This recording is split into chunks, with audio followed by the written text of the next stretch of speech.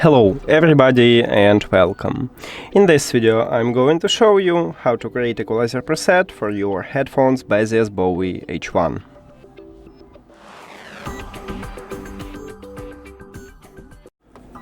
You have to start by open Baseus app, and of course you need to add your headphones to the application. So after you add them, you will see them as the device list, and you just tap on them.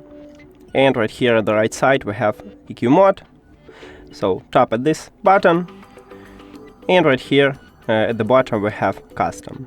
Tap this button and write a name, let's call it test, and save. And now you can make something good for you, so let's say that's okay for me.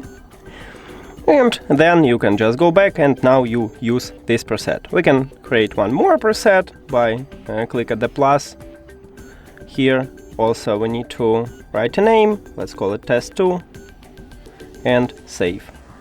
And again right here we can make a preset.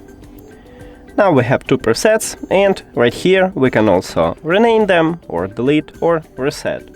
So let's say you don't like what you do, you can click at the reset button here, and right here we have it by default. You can also rename it by click at this icon or delete it by click at the trash icon. Click on it and click OK.